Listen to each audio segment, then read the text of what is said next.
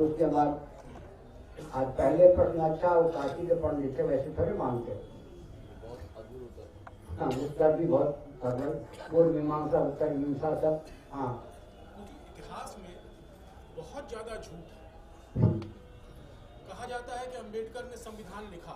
नारायण सब बात हम ही से कहलवाएंगे। हम कहीं और अब शूद्राकरण भी कैसे ही था ना। हम शूद्रों को कहें जैसा लिखा था उसका हम जानते जब लिखा आप बोलो किस अर्थ क्या वो समझ तो शंकराचार्य इतने बुद्धू है अर्थ भी नहीं समझ पाए। हाँ कहिए। उसके हमारे एक मित्र ने आरटीआई लगाई। राष्ट्रपति भवन से जवाब आया कि अंबेडकर ने नहीं लिखा। महात्मा गांधी को राष्ट्रपिता कहते हैं। किसने दिया ये नाम? कोई जवाब नहीं, किसी के पास कोई रिकॉर्ड नहीं। ये बहुत सारे ऐसे भ्रम हैं जो राजनीतिक लोग सिर्फ वोट के लिए फैलाते हैं। इसके शोधन पे कुछ होना चाहिए। एक बैठिए, यहाँ सारा प्रकल्प एक सांस उसी शोधन के लिए हम लोग ले रहे हैं। ऐसी कोई घटना नहीं आपने बताई जो पहले से पीड़ित न हो, उसके शोधन का प्रकल्प न चलता हो। दो के शोधन से सबका शोधन। व्यासपीठ सबसे ज्यादा विकृति आप देखिए, संस्कृति का तांडव नृत्य है, विकृति का कुंभ। योगी जी सुन लें, मोदी जी सुन लें, उससे पहले वाले तो सुनने की स्थिति में भी नहीं थे। अब ये सुन करके करने की स्थिति में नहीं थे। वो तो सुनने की स्थिति में नहीं थे, ये सुन करके करने की स्थिति में नहीं है। वोट बैंक नहीं तो मैं देख रहा हूँ स्वच्छता यहाँ इस बार सबसे अधिक है।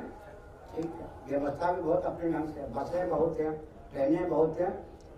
प्रचार इतना हो गया कि जितनी व्यवस्था उससे ज्यादा व्यक्ति आ गए, फिर भी गंदगी मच्छर उच्छर दुर्घटना नहीं घटी। आपको ऐसे 200-100 को मार ही देते थे लोग। वीआईपी के नाम पर, मुझे नाम नहीं दूंगा, हरिद्वार कुंभ जब हुआ था तो तुमने एक हिंदू नेता आए, बात छिपा ली गई, 200 व्यक्ति भाई।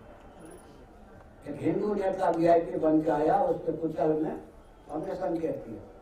हमने क्या कहा आपको? हमने ये कहा कि ये सब अंग्रेजों की कूटनीति है। व्यास गद्य आप देखिए कितने शंकराचार्य, ज्योति ब्रह्मित्रों की भरमार, वो सब आतंकवादी।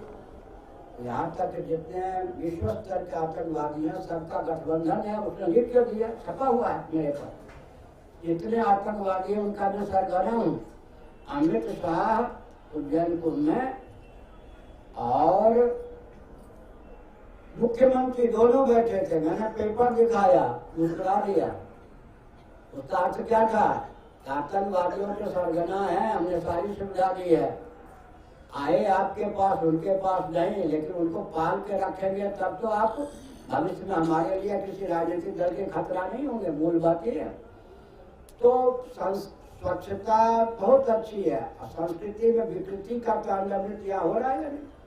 सभी श्रोत्री, सभी ब्राह्मणी, सभी शंकराचार्य बन के घूम रहे हैं, एक से आतंकवादी शंकराचार्य बन के घूम रहे हैं। तो शासन तंत्र जानता है कि अगर व्यासपीठ का शोधन हो गया और व्यासपीठ को महत्व दिया गया, वनवादी शास्त्र सम्मत कोई शंकराचार्य खड़े हो गए तो हमारी दाल नहीं गलेगी। हनुमान जी के सामने भूत प्रेत की दाल नहीं गलती।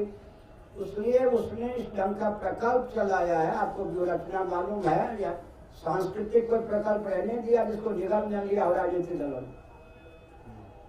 सामाजिक प्रकल्प एक ही था, आरएसएस हिंदुओं के पास, उसको अपना प्रचारक बना लिया। ये सब भाजपाई कांग्रेसी सपाई बसपाई होके तो अब एक ही व्यक्ति कभी सपाई, कभी मुल्लाई और कभी भाजपाई है। देख ही रहे बाबाओं का। इसका मतलब कहीं से कोई चुनौती देने की संभावना नहीं। एक राजनीतिक दल जब दूसरे राजनीतिक दल को चुनौती देता है, उसका अर्थ होता है हमारी असफलता तुम्हारी सफलता बन जाए, तुम्हारी असफलता हमारी सफलता बन जाए। क्योंकि हम लोग जितना आश्वासन देते हैं उतना पूरा कर नहीं पाएंगे, तो राज्य करते करते हम असफल हो ही जाएंगे। तुम सफल हो जाना, तुम भी वही झूठ बोल के राज्य लोगे, तुम भी असफल हो जाओगे तो हमारी झोली में दे देना राज्य, हम तुम मिल करके बंदरबांट शासन करते रहेंगे। तो हिरण्यकश्यपु ने, रावण ने अपने मौत के सारे मार्ग बंद कर दिए थे। ब्रह्मा की बुद्धि के देवता वरदान देते हुए समझ गए थे इसी से मरेगा बच्चू, विष्णु भगवान मारेंगे। विष्णु भगवान ने रास्ता निकाल लिया। ये सब चार खाने कैसे चित्त होंगे, उसी प्रकल्प में हम लोग लगे। एक कौन पूछ रहे